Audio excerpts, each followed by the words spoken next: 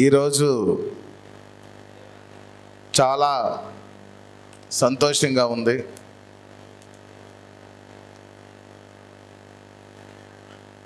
ఒక ఆడపిల్ల అత్తారింటికి వెళ్ళిన తర్వాత కొంతకాలం అక్కడే కాపురం ఉండి మన గ్రామీణ ప్రాంతాల్లో పుట్టింటికి వస్తే ఆ ఆడపిల్ల ఎంత ఆనందంగా ఉంటుంది అంటే, అత్తగారింటి దగ్గర పంచభక్ష పరమాన్నాలు తిన్నప్పటికీ కూడా అమ్మ ఆవకాయ ముద్ద లేకపోతే ఒక గింజను పెడితే కూడా ఆ బిడ్డ చాలా సంతోషంగా ఉంటుంది. ఎందుకంటే అమ్మ, నాన్న, అన్నయ్య, తమ్ముడు, చిన్నప్పుడు పెరిగిన వాతావరణం ఇదంతా చూస్తే అమితమైన ఆనందంగా ఒక స్వర్గంగా ఆడపిల్ల భావిస్తుంది. అలాంటి భావనే ఈరోజు నాకు కనిపిస్తుంది. నా సొంత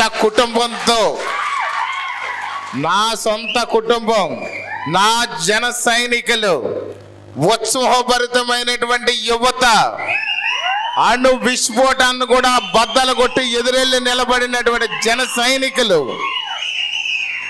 ఝాన్సీ లక్ష్మీబాయి, రుద్రమదేవిని మించినటువంటి వీర మహిళలు, ఆ రోజు జెండా మోసి నన్ను మోసి ఇంతటి వాడిని చేసినటువంటి జనసేన నాయకులు, వీర మహిళలు, కార్యకర్తలు, జన సైనికులు ప్రతి ఒక్కరిని చూస్తే అద్భుతమైన ఆనందం ఉంది. ఈ కార్యక్రమానికి విచ్చేసిన ప్రతి ఒక్క సోదరులందరికీ కూడా నా శిరస్సు వంచి హృదయపూర్వక నమస్కారాలు, ధన్యవాదాలు తెలియజేస్తున్నాను. చాలా కాలంగా మనం మిస్ అవుతున్నాం మన పెద్దల్ని. కూటమిలో 3 పార్టీలు ఉండడం వల్ల కేవలం ఆంధ్రప్రదేశ్ రాష్ట్ర భవిష్యత్తు బాగుండాలని, ఆంధ్రప్రదేశ్లో ఉన్నటువంటి ఆంధ్రులందరూ ఆనందంగా అభివృద్ధి చెందాలని మన అధ్యక్షుడు ఉప ముఖ్యమంత్రి శ్రీ పవన్ కళ్యాణ్ గారు ఆనాడు పన్నిన ప్రణాళిక, ఆయన వేసిన వ్యూహం 3 పార్టీలు కలిసి త్రిశూల హస్త్రం అని మన పాదయాత్రలో పెట్టాం. అలాంటి త్రిశూల హస్త్రాన్ని ఈరోజు మన దేశంలో ప్రయోగించిన నాయకుడు మన పవన్ కళ్యాణ్ గారు. అనుభవం ఉన్నటువంటి నాయకుడు, విజన్ కలిగినటువంటి నాయకులు గౌరవ ముఖ్యమంత్రి నారా చంద్రబాబు నాయుడు గారు. ఎంతటి విస్ఫోటాన్నైనా ఎదిరించి దమ్ముండి నిలబడేటువంటి నాయకుడు, పేదవాడి కన్నీళ్లు తీర్చడానికి, పేదవాడి కన్నీళ్లు తొడవడానికి, పేదల్ని అభివృద్ధి చేయడానికి వచ్చిన నాయకుడు పవన్ కళ్యాణ్ గారు.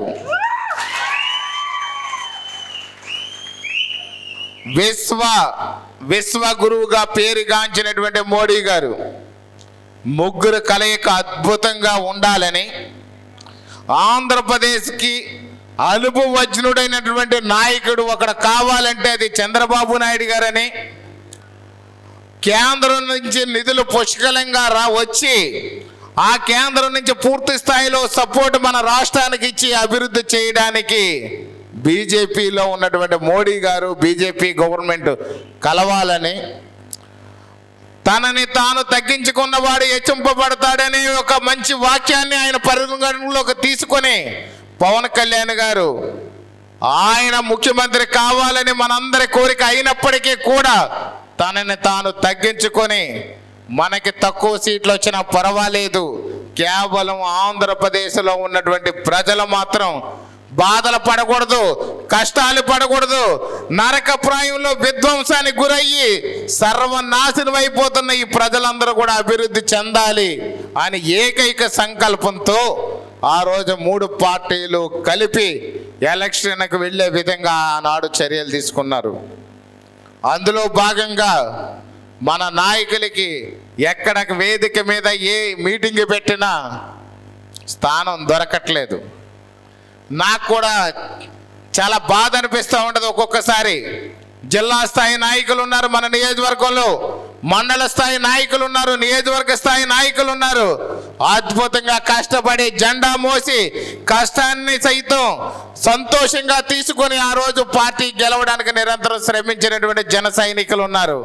కానీ కొన్ని సందర్భాల్లో అవకాశం ఉన్నప్పటికీ కూడా మనం అక్కడ కూర్చోబెట్టడానికి ఇబ్బందిగా మారినటువంటి పరిస్థితులు ఉన్నాయి. అందులో మన కార్యకర్తలు ఇంకా అర్థం చేసుకుంటున్నారు, మన నాయకులు అర్థం చేసుకుంటున్నారు. కానీ నా మనసు మాత్రం ఆ టైంలో గుండెని మాత్రం మామూలు బర్నింగ్ కాదు, గుండెని రగిల్చేస్తుంది. అయినప్పటికీ కూటమి కట్టుబడి ఉండాలి. ఆంధ్రప్రదేశ్ ప్రజల కోసం పవన్ కళ్యాణ్ గారిని తీసుకున్న నిర్ణయానికి కట్టుబడి ఉండాలి. మన గౌరవం తర్వాత చూసుకుందాం. 3 పార్టీల కలయిక బాగుండాలి, కూటమి బాగుండాలి. కూటమి బాగుంటేనే ఆంధ్రప్రదేశ్ ప్రజలు బాగుంటారని మనకు చెప్పినటువంటి పవన్ కళ్యాణ్ గారి మాటలు గుర్తు చేసుకొని తలొక్కుతున్నాం. కాబట్టి ప్రతి ఒక్కరికి నేను మరొకసారి మిమ్మల్ని అందరినీ కూడా వినయపూర్వకంగా అర్థించేది ఏంటంటే, కొన్నిసార్లు మనకు అవమానం జరిగినప్పటికి కూడా ఆంధ్రప్రదేశ్ ప్రజలందరికీ న్యాయం జరుగుతుంది. ఆంధ్రప్రదేశ్ ప్రజలందరూ కూడా అభివృద్ధి చెందుతున్నారు, ఆంధ్రులందరూ కూడా సంతోషిస్తున్నారు. నిన్నటిదాకా అమరావతి లేనిది ఈవేళ అమరావతి వస్తుంది, నిన్నటిదాకా పోలవరం లేనిది పోలవరం వస్తుంది. ఇవన్నీ ఆలోచించండి. మనకు ఒక్క పోలవరం వస్తే జీవనాడి ఆంధ్రప్రదేశ్ సస్యశ్యామలం కాబోతుంది. ఒక అమరావతి అయితే ఇప్పుడు తండ్రి లేని బిడ్డలా మారిపోయినటువంటి మన జీవితానికి ఆంధ్రప్రదేశ్ రాజధాని అమరావతి కాబోతుంది. ఇదంతా కూడా మనం చేస్తున్నటువంటి త్యాగ ఫలితం అని చెప్పి మీరందరూ సంతోషంగా త్యాగాలకు సిద్ధంగా ఉండాలి తప్ప మనసులో మరొక భావం పెట్టుకోవద్దని పవన్ కళ్యాణ్ గారి తరఫున మిమ్మల్ని అందరినీ కూడా కోరుతున్నాను. అదేవిధంగా చూస్తే పవన్ కళ్యాణ్ గారి వ్యూహం ఎప్పుడు ఎవరికి అర్థం కాదు, అపోహలకు తావు తీస్తూ ఉండదు. ఒక్కొక్కసారి జన సైనికులు వీర మహిళలు మాత్రం మొట్టమొదటి నుంచి అర్థం చేసుకుంటానే ఉన్నారు. ఖచ్చితంగా మనందరికీ తెలుసు, మన జన సైనికులుగా ఆయన ఏ నిర్ణయం తీసుకున్నా ఆంధ్రప్రదేశ్ అభివృద్ధి కోసమే తీసుకుంటారని మనందరికీ తెలుసు. కానీ ఒక్కొక్కసారి ఆయన వ్యూహం మనకు అర్థం కాక కన్ఫ్యూజ్లోకి నెట్టేస్తూ ఉంటుంది. ఎవరినో ఎక్కడో సస్పెండ్ చేస్తే కొంతమంది రియాక్ట్ అవుతుంటారు. దానికి కారణాలు వారికి తెలుస్తాయి, మనకు తెలియదు. మనకు కనిపించే కొన్ని ఉంటాయి, వారికి కనిపించే కొన్ని ఉంటాయి. ప్రతి ఒక్క ఇన్ఛార్జ్ గురించి, ప్రతి ఒక్క ఎమ్మెల్యే గురించి, ప్రతి ఒక్క సీనియర్ నాయకుడి గురించి నిరంతరం ఆయన దగ్గర ఇన్ఫర్మేషన్ ఉంటానే ఉంటుంది. ఈవేళ బలరామకృష్ణ ఏం చేస్తున్నాడు, బలరామకృష్ణ సతీమణి ఎక్కడ ఉంది, రాజనగరం నియోజకవర్గాల్లో 3 మండల కన్వీనర్లు ఎక్కడ వర్క్ చేస్తున్నారు, జిల్లా కార్యదర్శులు ఎక్కడ వర్క్ చేస్తున్నారు, వీర మహిళలు ముఖ్యంగా ఫస్ట్ నుంచి పార్టీకి నిలబడినటువంటి నా యొక్క సోదరిమణులు ఎక్కడున్నారు, ఏం చేస్తున్నారని నిరంతరం కూడా వారి ఇన్ఫర్మేషన్ తీసుకుంటానే ఉంటారు. అందులో భాగంగానే కొన్ని క్రమశిక్షణ చర్యల్లో భాగంగా ఎక్కడైనా చర్యలు తీసుకున్నప్పుడు మన జన సైనికులకి కొంతమంది ఈ యొక్క మనకెవరైతే ఈ బులుగు పార్టీ వాళ్ళు ఉన్నారో మన బ్రెయిన్లోకి ఒక 2-3 పదాలు తోస్తుంటారు. ఏమంటారంటే, మీ వాడు పూర్తిగా అర్థం చేసుకోకుండా సస్పెండ్ చేస్తాడు, ఇది తప్పు నేరం అని చెప్తారు.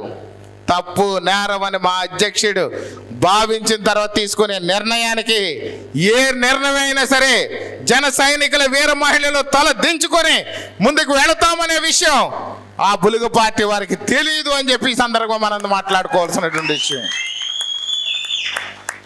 కాబట్టి సోదరులారా, మీ అందరికీ ఒక్కటే నా విన్నపం. మీరు చూశారు, రాజకీయాల్లోకి రాకముందు బ్రహ్మాండమైనటువంటి ఒక జీవితం నాకు ఉండేది. 52,000 మంది ఉద్యోగులు, నెలకి 110 కోట్ల వ్యాపారం, హ్యాపీగా సిబ్బంది, వారానికి 5 రోజులు పనిచేసేవాడిని. అది కూడా ఉదయం 2 గంటల, సాయంత్రం 2 గంటలే.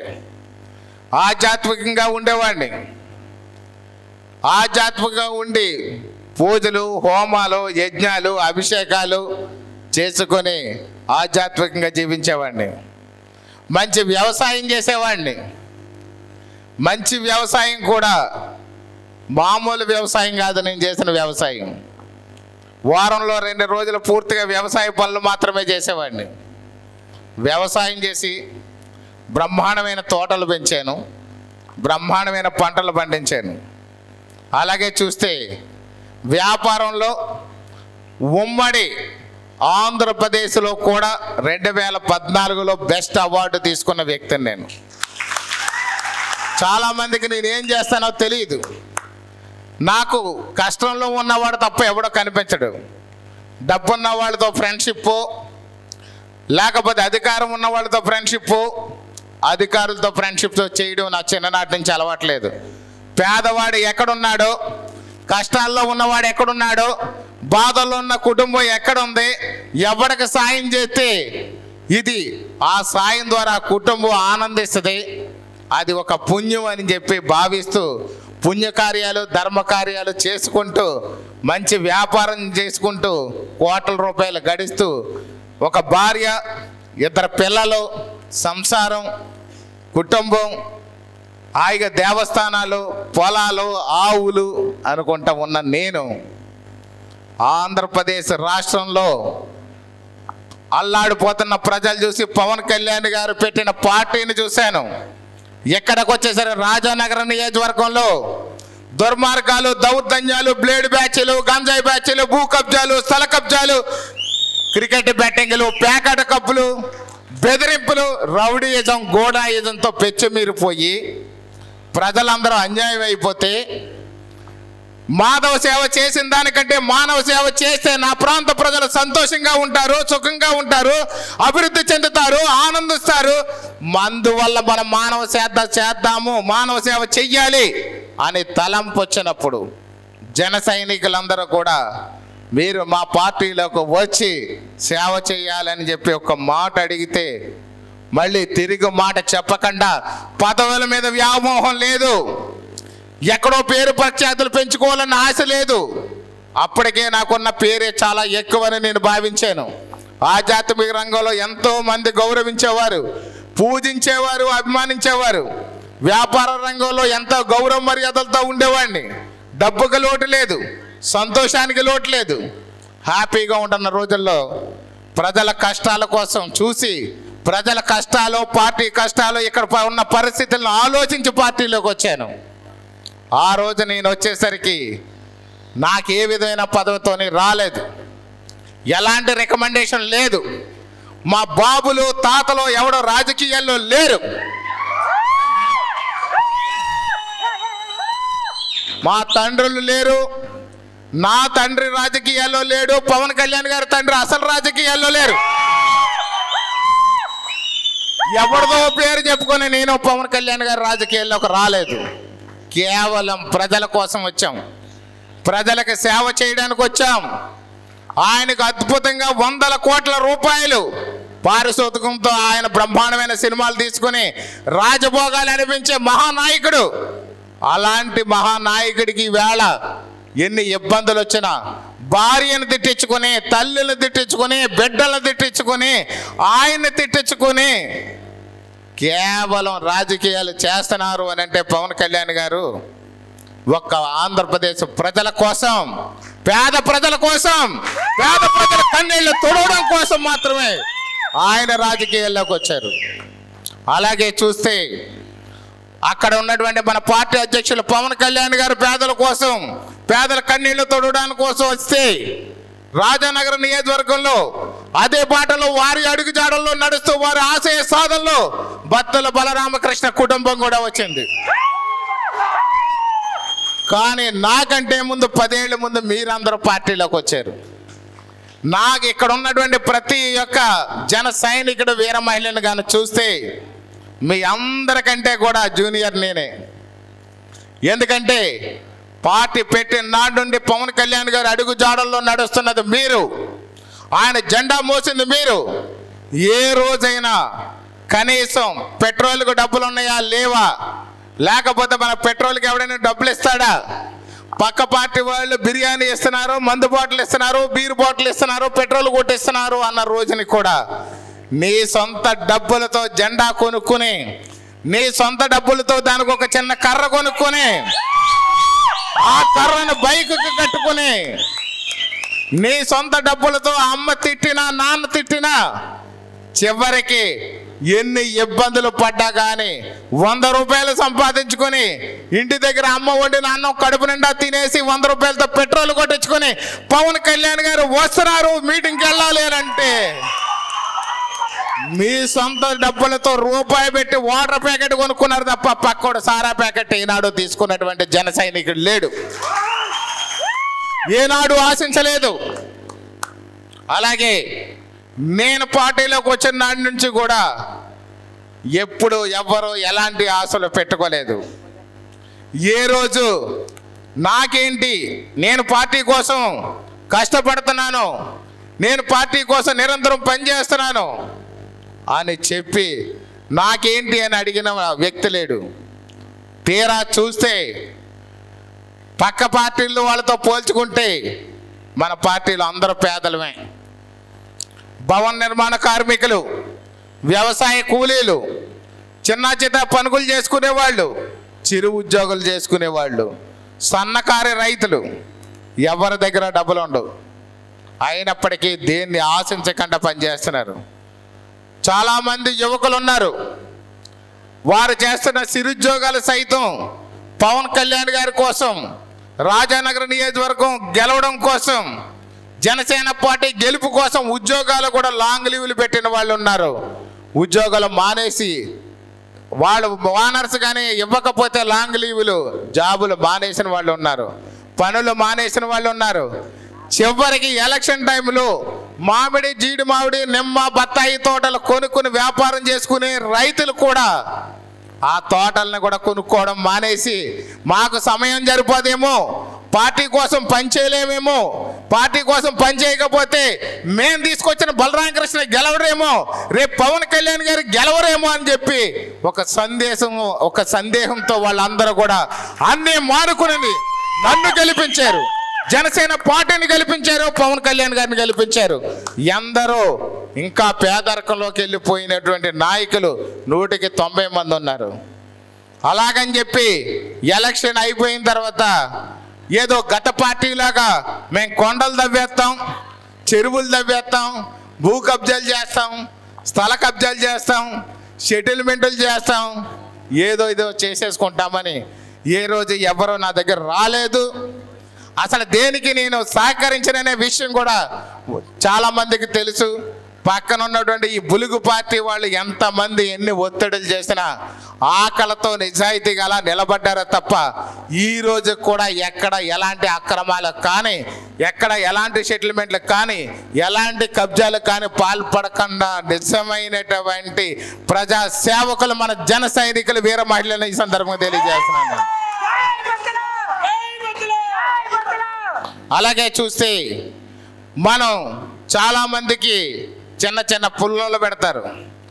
కూటమి విడిపోవాల్సినటువంటి చాలా పెద్ద ప్రణాళిక వేసుకొని ఈ యొక్క బులుగు పార్టీ తిరుగుతుంది. మీ అందరికీ పుల్లలు పెడుతుంటారు, దయచేసి ఎవరో నమ్మొద్దు. గతంలో అష్టైశ్వర్యాలతో తూగినటువంటి నా కుటుంబం ఈరోజు చాలా పేదరికంలో ఉంది, అప్పులు పాలైపోయాం. కారు కూడా మా అల్లుడు కారు వాడుతున్నాను, నా కారే ఫైనాన్స్లో పట్టుకెళ్ళిపోయారు. ఇంకా మీ పరిస్థితి ఏంటో నాకు అర్థమవుతుంది. మనందరికీ మంచి రోజులు వస్తాయి. అలాగే కష్టం విషయానికి వస్తే మా కుటుంబం నిరంతరం ప్రజల్లోనే ఉంది. ఎందుకంటే ఎలక్షన్ ముందు మీ అందరికీ మేము మాట ఇచ్చాం, ఖచ్చితంగా జనసేన పార్టీకి చచ్చిపోయే వరకు బత్తల బలరామకృష్ణ అనేవాడు మీకు తోడుగా ఉంటాడని.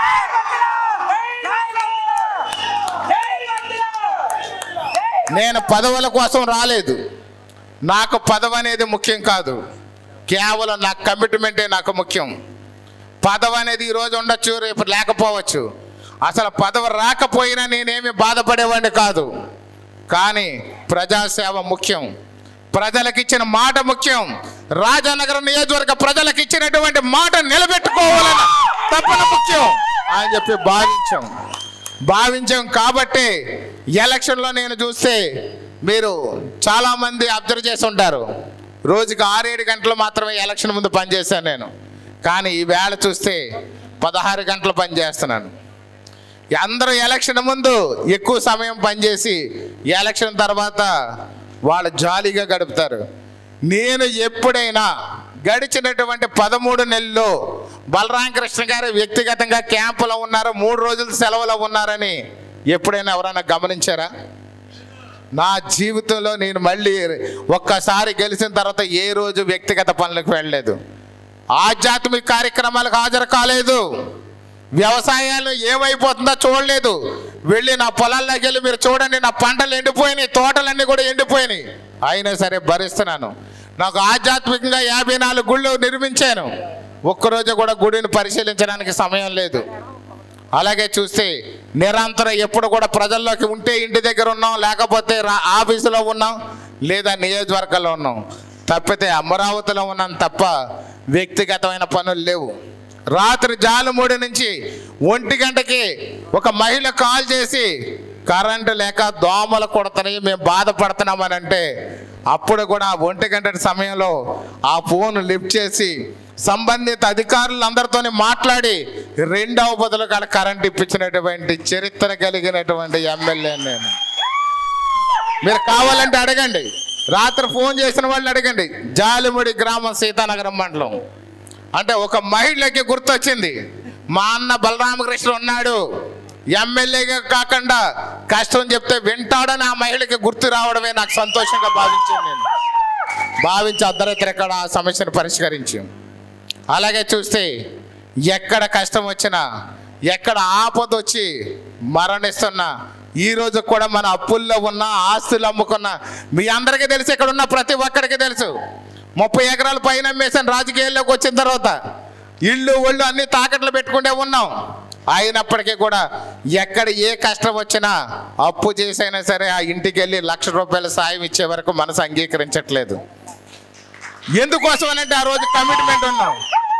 అలాగే చూస్తే మనం ఇలా చెప్పుకుంటూ పోతే మనం చాలా కష్టాల్లో ఉన్నప్పటికి కూడా పవన్ కళ్యాణ్ గారి ఆశయ సాధనలో మనందరం కలిసికట్టుగా ముందుకెళ్దామని మీ అందరికీ తెలియజేస్తున్నాను. అలాగే చూస్తే నా శ్రీమతి బత్తల వెంకటలక్ష్మి గారు, నాకు చాలా బాధేస్తుంది ఆవిడ చూస్తే. 25 ఏళ్ల కాలం పాటు గృహిణిగా ఉంది ఆవిడ. అసలు ఈ బయట ప్రపంచానికి ఆవిడ తెలియదు. గుడిలో కార్యక్రమాలకు వెళ్ళేది తప్పితే ఇంట్లో ఉండేది. అలాంటి వ్యక్తి రాజకీయాల్ని ఒక ఛాలెంజ్గా తీసుకుని పార్టీలోకి వచ్చాము, ప్రజలందరికీ మనం మాట ఇస్తున్నాము, ఈ మాటను నిలబెట్టుకోవాలని చెప్పి నిరంతరం ఆలోచిస్తూ ఉంటుంది. అలా ఆలోచిస్తూ ఎలక్షన్లో ఓట్లు అడిగి ప్రతి ఒక్కరిని కూడా ఓటేయండి అమ్మా, మీ కుటుంబానికి మేము అండగా ఉంటామని చెప్పాము. ఆ మాట నిలబెట్టుకోకుండా ఎక్కడైనా ఏ రోజైనా పొరపాటు జరుగుద్దేమో అని చెప్పి తనకి సర్జరీ అయితే కూడా ఒక్కరోజు కూడా ఇంట్లో లేదా. సర్జరీ అయిన వారం 10 రోజుల్లోనే ఏవైనా పర్వాలేదని చెప్పి తిరిగేయడం మొదలుపెట్టింది. ఇప్పటికి కూడా తన ఆరోగ్యం కుదురుపడలేదు. ఈ రోజుకి కానీ చూసినట్లయితే 22 కేజీలు బరువు తగ్గిపోయింది ఆవిడ. అయినప్పటికి కూడా ఏ రోజు విడిచిపెట్టకుండా ప్రతిరోజు కూడా ప్రజల్లోనే ఉంటుంది ఆవిడ. ఏదో రాబోయే రోజుల్లో రాజకీయం శాసించేయాలని కాదు, ప్రజాసేవ కోసం ఇచ్చిన మాట ఎక్కడైనా మిస్ అవుద్దేమో అని చెప్పేసి భయపడుతూ తిరగొద్ది. గతంలో మనం చూసినట్లయితే ఇక్కడ ముఖ్యమంత్రి సహాయ నిధి నుంచి చెక్కులు ఏమైనా వస్తే నెలకు 4-5 వస్తాయి. వాళ్ళందరూ వెళ్ళి ఎమ్మెల్యే గారి ఇంటి దగ్గర చేతులు కట్టుకొని ఉదయం వెళ్ళి మధ్యాహ్నం దాకా నిలబడితే ఆ రోజు చెక్కులు ఇచ్చేవారు. అలాంటిది ఈవేళ మనం చూస్తే 427 కుటుంబాలకి మనం 3,80,00,000 రూపాయలని ప్రతి ఇంటికి వెళ్ళిచ్చాం. ప్రతి ఇంటికి వెళ్ళి స్వయంగా పలకరించి ఓదార్చి, అమ్మా ముఖ్యమంత్రి గారి నీ యొక్క కష్టాన్ని, నువ్వు ఖర్చు పెట్టుకున్న దాన్ని నువ్వు భరించలేని నీ సొంత డబ్బులు అప్పు చేసి నువ్వు చిన్న వైద్యం చేసుకున్నావు కాబట్టి ప్రభుత్వం తరఫున, ముఖ్యమంత్రి గారి తరఫున ఈ చెక్ తీసుకొచ్చాను, ఈ చెక్ నీ దగ్గర పెట్టుకో, జాగ్రత్తగా ఉండు అని చెప్పి ధైర్యం చెప్పడానికి ప్రతి కుటుంబంలోని ప్రతి ఇంటికి వెళ్తుంది ఆవిడ.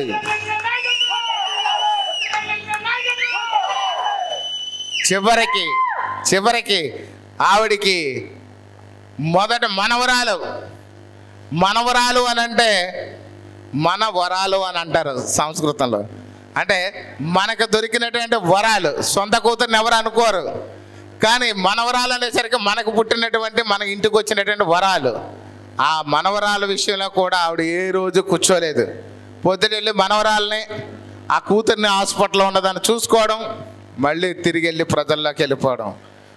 ఆవిడ అనిపిస్తుంది, ఆవిడకి నిజంగా ఇప్పుడు మాట్లాడుతున్నప్పుడు కూడా నాకు అనిపించింది, ఈవిడికి ఇంత అనుభవం ఎలా వచ్చింది, ఈ మాటలు ఎలా వచ్చినాయి అని చెప్పి ఆవిడ మాట్లాడుతాడు. నిజంగా యథార్థమైన విషయం ఏంటంటే ఆవిడ ఏం మాట్లాడుతా కూడా నాకు తెలియదు, మేము అసలు దాని గురించి మాట్లాడుకోము. కానీ అంత బ్రహ్మాండంగా మాట్లాడిన తర్వాత నేను పక్కనున్న డిఎస్పీ గారికి చెప్పాను, సార్ ఇంకా నేను దిగి వెళ్ళిపోతాను, ఇంకా ఆవిడ నాయకురాలు మనకు వచ్చింది, జనసేనకి ఇంకా లోటు లేదు ఇక్కడ రాజానగరానికి, నాకంటే కూడా రాబోయే రోజుల్లో జనసేన పార్టీకి, జన సైనికులకి కూడా మంచి రథసారథి దొరికింది, నా అవసరం లేదు సార్, నేను వెళ్ళి వ్యవసాయం వ్యాపారం చేసుకోవచ్చు ఇంకా అని చెప్పి పక్కన డిఎస్పీ గారు చెప్తున్నాను నేను. ఎందుకంటే అంత పట్టుదల ఉన్నటువంటి వ్యక్తి ఆవిడ. అలాగే మనం చూసుకున్నట్లయితే మన పార్టీ కొంచెం ఈ మధ్య మన కొంతమంది కార్యకర్తల కమ్యూనికేషన్ గ్యాప్ వస్తుంది.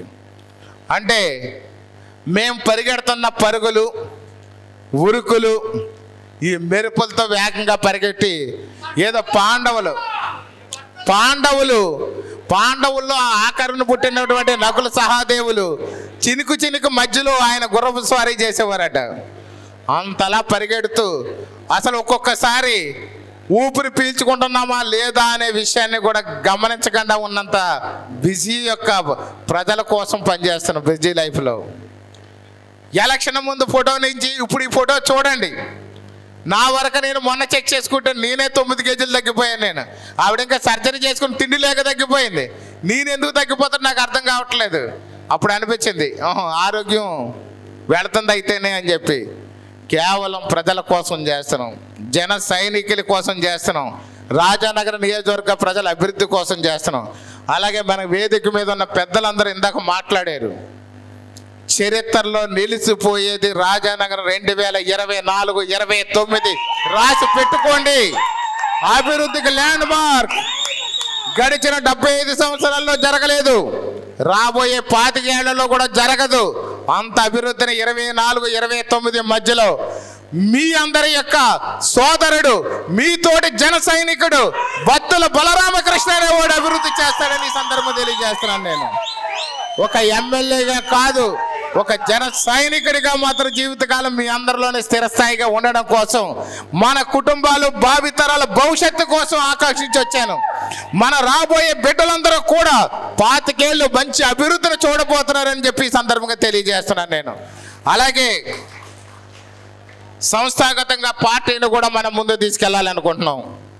గ్రామ కమిటీలు, కొన్ని గ్రామ కమిటీలు వేసాము, ఆ టైంలో ఎలక్షన్ల ముందు, తర్వాత వదిలేసాం. ఈ యొక్క 25వ తేదీ తర్వాత శ్రావణ మాసం వస్తుంది, శూన్య మాసం 3 అన్నీ వెళ్ళిపోతున్నాయి కాబట్టి ఈ శ్రావణ మాసం 25-26లో మొదలవుతుంది. అన్ని చోట్ల ప్రతి గ్రామంలో కూడా మంచి ఉత్సవంతో గ్రామ కమిటీ చేద్దాం. అలాగే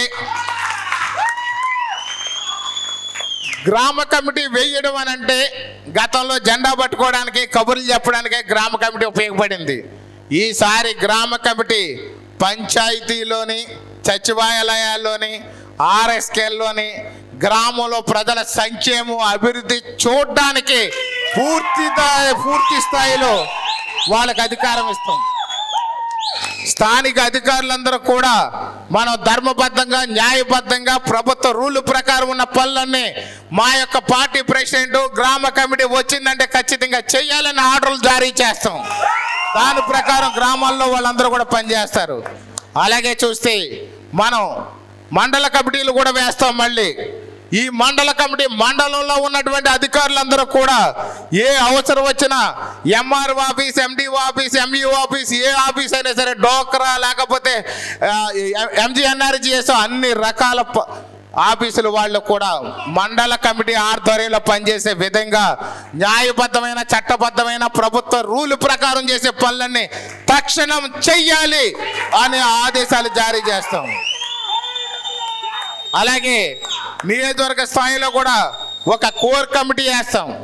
ప్రతి ఒక్క మండలం నుండి ఒక 25-30 మందిని తీసుకొని నియోజకవర్గ స్థాయి ఒక కోర్ కమిటీ వేసుకుందాం. ఆ కోర్ కమిటీ ద్వారా పూర్తి పరిపాలన అనే దాన్ని సక్రమంగా జరిగే విధంగా మనం ఏర్పాట్లు చేసుకుందాం. ఎందుకంటే చిన్న పని ఉన్నా పెద్ద పని ఉన్నా, చిన్న ఫోన్ అయినా పెద్ద ఫోన్ అయినా కానీ నా దగ్గరికే రావాల్సి వస్తుంది. మీ గ్రామాల్లో ఉన్న సమస్యలు గ్రామ నాయకులే సరిచేయాలి. మీ గ్రామ నాయకులే అన్ని చక్కబెట్టుకోవాలి. మీ యొక్క గ్రామంలో ఉన్న ప్రజల సమస్యలన్నీ కూడా మీరే తీర్చే రోజు రావాలి. సంవత్సరం గడిచిపోయింది, ప్రొఫెషనల్ పీరియడ్ అయిపోయింది, మనకు అనుభవం వచ్చేసింది.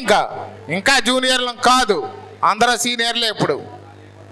కాబట్టి అలాగే మండల స్థాయి లీడర్స్ ఎవరు లీడరో కాదో కన్ఫ్యూజ్ అయిపోయి ఎవరికి చెయ్యాలి ఎవరికి చేయకూడదని తెలియక ఆఫీసర్స్లో కూడా ఆందోళన ఉంది.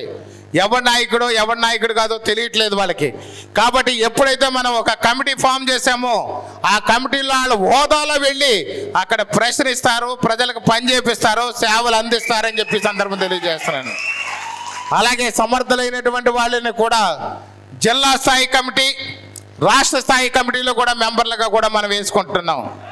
ఖచ్చితంగా ఈ కమిటీలన్నీ కూడా రాబోయేది ఆగస్టు నెల పూర్తయ్యేసరికల్లా 83 గ్రామాల్లో కూడా మన కమిటీలు వేసుకొని, మండల స్థాయిలో కూడా మండల కమిటీలు వేసుకొని, అలాగే కోర్ కమిటీ కూడా వేసుకుని కంప్లీట్ చేసి ఒక మంచి సుపరిపాలన ప్రజలకు అందిద్దామని చెప్పి మీ అందరికీ తెలియజేస్తున్నాను నేను.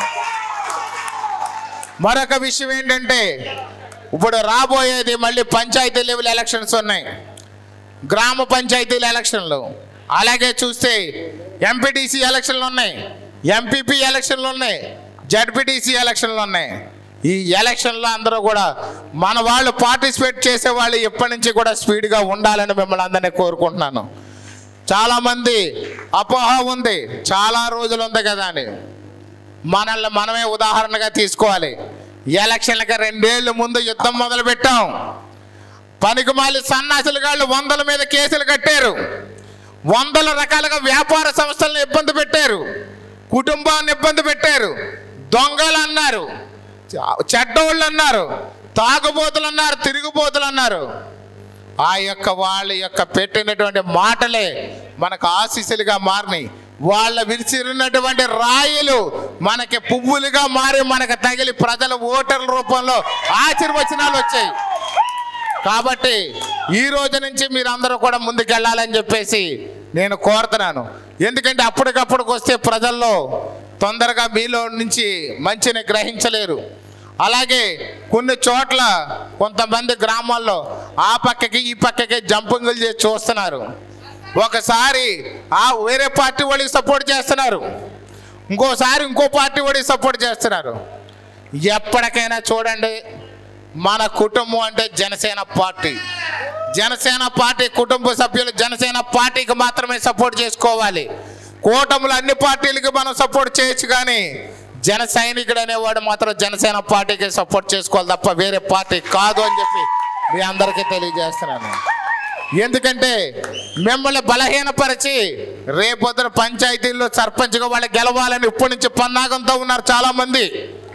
రేపు ఎంపీటీసీ ఎలక్షన్లో ఎప్పటి నుంచి మిమ్మల్ని విభజించి పాలించి బ్రిటిష్ పరిపాలనలాగా చేసి మిమ్మల్ని విభజించి వాళ్ళ గెలవడం కోసం ఎత్తులతో ఉన్నారు. గమనించండి, దయచేసి అందరూ కూడా గమనించుకోండి. ఒక అడుగు తగ్గినా పర్వాలేదు, కానీ మనం గెలవాలి, మనమే గెలవాలి.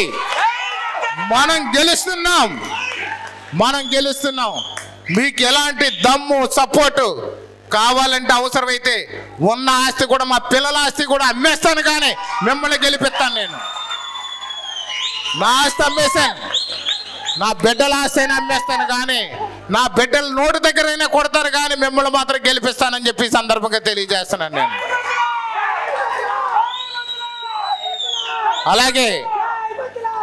అలాగే ఈ యొక్క కొంతమంది పుట్టుకతోనే దుర్మార్గపు దుష్టుల జీవితాలతో పుట్టినటువంటి కొంతమంది నాయకులు ఉంటారు. వాళ్ళ దరిద్రులు ఏదేదో మాట్లాడతారు. దయచేసి ఎవరు పట్టించుకోక్కర్లేదు. ఎందుకంటే మా ఊర్లో బొమ్మల లంకన్ అని ఒకడు ఉండేవాడు నా చిన్నప్పుడు. అతను మానసిక వికలాంగుడు. అతను 200 ఎకరాలు ఉన్నటువంటి ఒక రైతుని కూడా నీ బతికేమన్నది నువ్వు పోరా అంటుండేవాడు. వీడు బతికేం పోందరా అంటుండేవాడు. రెండు బాబుడిగా కొలిచే రోజుల్లో ఈ వ్యక్తి మతి స్థిమ్ముతం లేక ఆడికేమీ లేదు పోరా అడిగి అంటుండేవాడు. ఇలాగ మాట్లాడే ఈ దద్దమ్మ గాడి గురించి మనం ఎందుకు సమయం వేస్ట్ చేసుకోవడం? మనకు అద్భుతమైనటువంటిది ఉంది. వాడికి ఎవరో చెప్పారు ఏదో కాళ్ళతో తన్నారు ఏళ్ళతో తన్నారు అని చెప్పి. ఆడవాళ్ళు వాడిపోయిన పూలతో కూడా విసిరితే కూడా పోయే మనిషి కోసం మనం ఎందుకు మాట్లాడతాం? మన వీర మహిళలు పువ్వులు పెట్టుకుంటారు ఫంక్షన్కి వెళ్ళేటప్పుడు, చాలా అందంగా పెడతారు వాళ్ళు. కానీ ఇంటికి వచ్చిన తర్వాత అదంతా నలిగిపోయి ఉంటాయి, తక్కువని తీసి దూరంగా విసిరేస్తారు పెంట మీద. అలా విసిరేసినటువంటి రాజానగరం నియోజకవర్గంలో ఒక నాయకుడి గురించి మనం మాట్లాడుకోవడం అనవసరం. ఇందాక డిఎస్పీ గారు చెప్పారు, ఆయన ఆ డిఎస్పీ గారికి చెప్పడం కూడా చిన్న పొరపాటులోనే ఆయన గుర్తులేదో తెలియదు, కానీ ఆయన అబద్ధం చెప్పారని భావిస్తున్నాను సరదాగా చూస్తే. ఆ వేళ మంచినీళ్ళ కోసం ధర్నా చేస్తే 33 మంది మీద కేసు పెట్టారు. ఆయన మర్చిపోలేదు ఎవరు, 33 మంది మీద కేసు పెట్టారు. అలాగే ఒకటి బోలా రాంబాబు అని చెప్పి కోటికేశ్వరంలో ఒక దళితుడు చనిపోతే దళితుడు తరపున పోరాడాం మనం. పోరాడితే ఇదే రాజానగరం స్టేషన్లో కూర్చోబెట్టి లోపల కూర్చోబెట్టి ఇదే డిఎస్పీ గారు భోజనం తెప్పించి పెట్టించారు. అది మాత్రం చేశారు, కానీ డ్యూటీ మాత్రం మర్చిపోలేదు ఆయన. ఆనాడు ఆయనకు ఉన్నటువంటి డ్యూటీ నిబద్ధతతో చేస్తూ 33 మంది మీద కేసు పెట్టారు. అందులో చాలామంది ఉన్నారు, అందులో బత్తల వెంకటలక్ష్మి గారు కూడా ఉన్నారు. ఆ 33 మందిని అక్కడ కోరుకొండలో కేసు కడితే ఇక్కడ రాజానగరంలో 1500 మంది ఆ రోజు జన సైనికులు వీర మహిళలు సీతానగరం నుంచి కూడా వచ్చి కూడా ధర్నా చేశారు. కానీ ఆ రోజు బోలా రాంబాబు కుటుంబానికి మనం ₹1,00,000 ఆర్థిక సాయం చేసాం. అలాగే వాళ్ళ దగ్గర నుంచి కూడా మన డబ్బులు వసూలు చేసి ఇచ్చాం. కానీ మన ప్రభుత్వం దగ్గరకు వచ్చేసరికి పొరపాటున ఒక వీధిలో ఒక వాటర్ నీళ్లు సరిగా రాక ఈ యొక్క RWS వాళ్ళు చిన్న గొయ్యి తీశారు, పంచాయతీ సిబ్బంది. అందులోకి ఆ గోతులోకి డ్రైనేజ్ వాటర్ వచ్చింది. ప్రమాదవశాత్తు చిన్న బాలుడు అక్కడికి వెళ్ళి బహిర్భూమికానికి వెళ్ళి పాపం అక్కడికి వెళ్ళి చూసుకోకుండా గమనించక అతను బహిర్భూమికి వెళ్ళి అది కడుక్కుందామని చెప్పి నీటిలో చెయ్యి పెట్టబోతే కాలు జారి అందులో పడిపోయాడు. దురదృష్టవశాత్తు చనిపోయాడు. ఆ చనిపోతే ఆ విషయం తెలిస్తే స్థానిక నాయకుల ద్వారా ఆ గ్రామానికి వెళ్ళి మళ్ళీ ఆ గ్రామంలో ఉన్నటువంటి ప్రజలందరూ అక్కడ ఉన్నారు. బాగా బడుగు బలహీన వర్గాల వాళ్ళు, చాలా పేదరికంతో ఉన్నారు. ఏం చేయాలో తెలియదు. అక్కడ నుంచున్న పడంగా ఖర్చు కూడా డబ్బులు లేవు. వాళ్ళ బుడగలో పూసలు అమ్ముకొని జీవించే కుటుంబాలు 800 కుటుంబాలు ఉంటాయి. తక్షణ అక్కడ కూర్చొని నేను అమరావతి వెళ్ళాను. అమరావతి నుంచి అర్జెంటుగా వస్తే పేపర్ మిల్ ఏదో యూనియన్ మీటింగ్ ఉందంటే రాజమండ్రి మన కలెక్టర్ ఆఫీసులో మీటింగ్ జరుగుతుంది. కలెక్టర్ గారు మంత్రి గారు ఉన్నారు. మన కలెక్టర్ గారు పర్మిషన్ తీసుకుని అక్కడికి వెళ్ళాను. అక్కడ ఎవడో అందుబాటులో ఉన్నవాడు ₹1,00,000 అప్పు కావాలి తర్వాత ఇస్తానంటే పాపం ₹1,00,000 తెప్పించి ఆ కుటుంబాన్ని ఆదుకున్నాం మనం.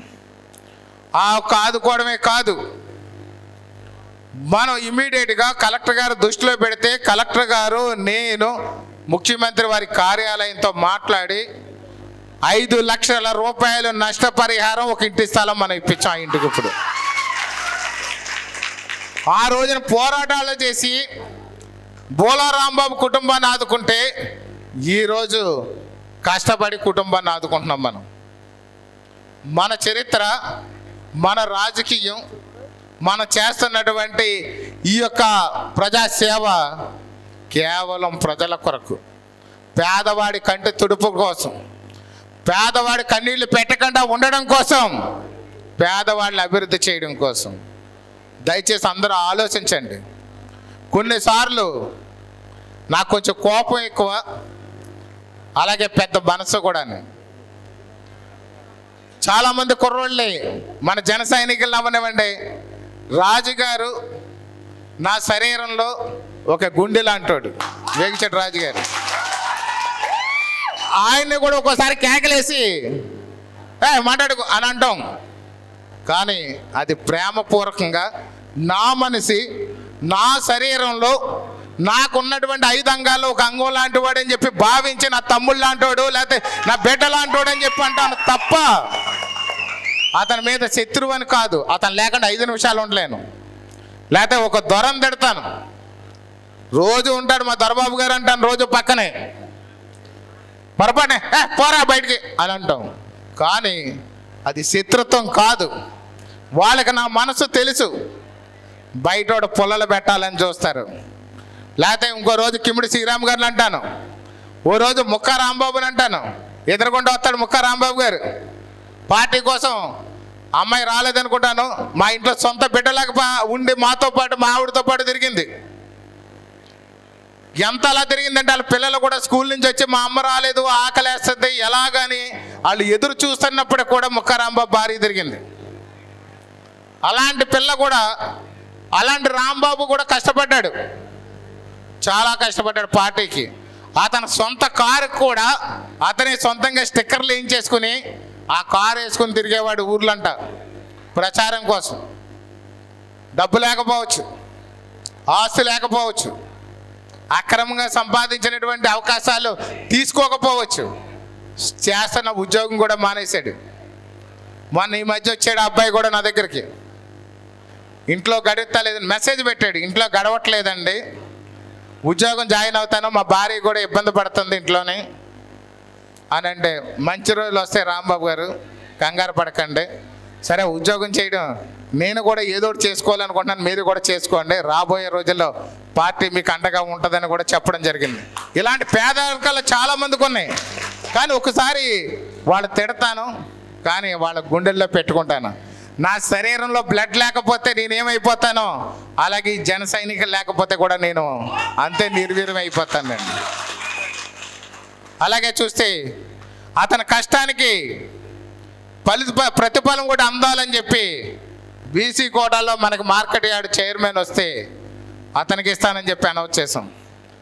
ఈలోపు కూటమిలో భాగంగా చివరి వరకు మనకని చెప్పి నాదెండ్ల మనోహర్ గారు అనౌన్స్ చేసిన తర్వాత కూడా పేరు పంపించాం. అన్నీ అయిపోయిన తర్వాత తెలుగుదేశం వాళ్ళు ఇక్కడ ఎంపీ లేదు, ఎమ్మెల్యే లేదని పట్టుబడితే ఆ విషయం బాధ అనిపించినప్పటికి కూడా వాళ్ళు తీసుకుంటున్నారంటే సరే మంచిదిద్దామని అనుకున్నాను. నేను నాదెండ్ల మనోహర్ గారి దగ్గరికి ఓ రోజు నేను వేగజట్ రాజు గారు దొర ఒకసారి వెళ్ళాం, కూడా రాంబాబు గారు కూడా వచ్చాడు.